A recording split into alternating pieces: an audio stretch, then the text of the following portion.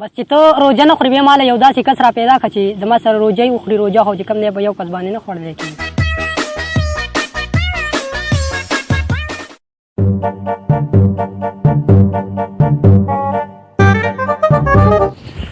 یاره یو بوتل راوړه چې بوتل څه کې خان صاحب بس بوتل راوړه نو. ها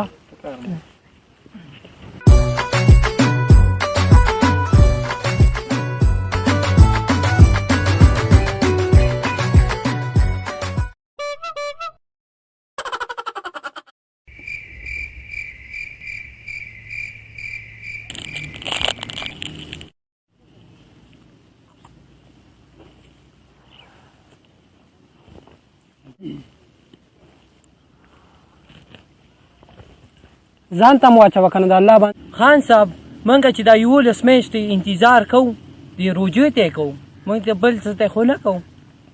بس چې ته روژه نه خورې بیا ماله یو داسې کس را پیدا کړه چې زما سره روژه یې وخوري روژه خو چې کوم دی په یو کس باندې نه خوړلی کېږي. ټیک شو.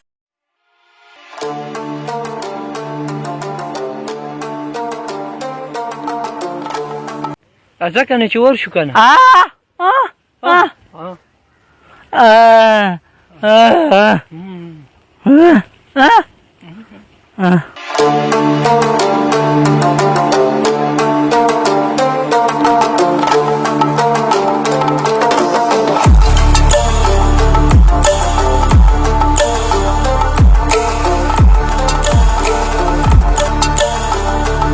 ډکه که نه بوتله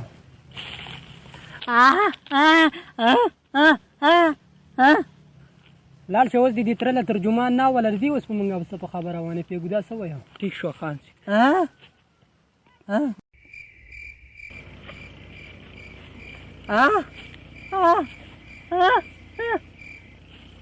ډکه ورته بوتل چې وڅکي. څه کوې که روژه نه ده څه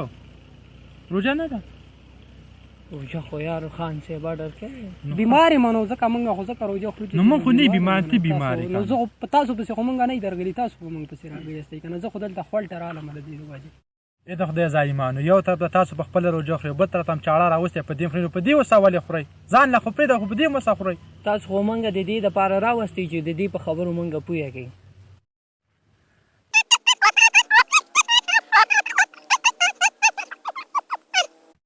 دې څه وویل موږ خو په پوهه نه شو. دا وایي چې موږ 11 میاشتې خوراک وکړو د یوه میاشت روژې مونځ چې موږ روژه ماته کړو ګوره عذابونه دي کرونا ده قبر د حساب دی موږ به څه کوو دا روژې موږ خورو خو خلک هم نه الله هم خوی دي. یاره دې خو چې کوم دی زمونږ هغه سترګې رڼا کړلې دې نه نور هم څه داسې پوښتنې وکړه چې دا زمونږ هغه سترګې نور هم رڼا کړي او یو داسې ورته ووایه چې داسې بل چاته داسې ونه وایي چې یار خان روژه خان زه ورته وایم چې نور دا څه وایي صحیح ده زه تپوس کوم. څه وویل موږ خو په پوهه نه شو. دا وایي چې په یو انسان پرده راوارتې نو الله پاک به په تا ویا پردې راوارتې که په یو انسان نه یوه پرده راکړي ته به په کور کې ته به بې حیا شي او چې یو ځل د سړي نه عزت لاړ شي که نه نو که هغه کروڑونه روپۍ ولګوي هغه له بېرته عزت نه راځي. خان صاحب په دې دنیا کې ښه خلک هم شته دي دې خو موږ له سترګې رڼا کړي. دې خو چې کوم دی یاره زمونږ سترګې رڼا کړلې نور به چې کوم دی موږ څومره روژې چې را روانې دي نورې به موږ روژې نیسو او د څومره د خیر ښېګړې کارونه دي دا به موږ کوو او نور به چې کوم دی نه روژې خورو او نه به چې کوم دی بس د خیر ښېګړې څومره کارونه دي دا به موږ کوو.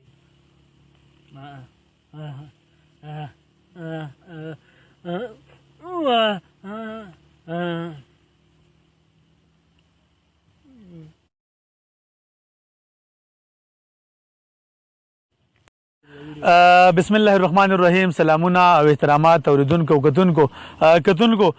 ډېر ملګري خو مې پېژنئ خو کوم ملګري مې نه پېژنئ. زما نوم تحصیل خان دی د سلارزو اوسېدونکی یم او د انجمن بحالي معذورانو د بحالولو چې کوم ارګنایزیشن دی یا کوم تنظیم دی په هغې کې جنرال سیکرټري سابقه او موجوده پریس سیکرټري باندې کار کوم. ملګرو د باجوړ واینس ملګرو د باجوړ واینس څومره ټیم دی دیو چې دا کوم پروګرام جوړ کړی دا کومه ویډیو جوړه کړې ده دې مطلب هرګز دا نه دی چې کنه دیو د روژه وخوري یا دې چاته میسج ورکړي چې تاسو روژه وخورئ خو دا یوه اصلاحي ویډیو ده په دې کې یو میسج پروت دی که په جوړه طریقه او د زړه په سترګو ته انسان وګوري میسج پکې دا دی چې زموږ معاشره کې اکثر داسې شوي دي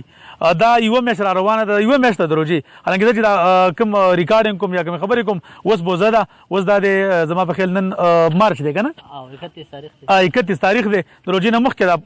پروګرام موږ جوړو بیا پروژه کې اپلوډ کېږي هرګز دا مطلب نه دی چې څوک د روژه وخوري مطلب دا دی چې روژه روانه ده پروژه کې موږ د غریبانو مسکینانو د خلکو خیال وساتو او ځان لا کوم مطلب مله دا چې موږ روژه ماتې راړو زموږ په چم ګاونډ کې برسې خلک چې هغې روژه ماتې وسپنې کېږي نو په دې کې ډېر ښکلی میسج دی په دې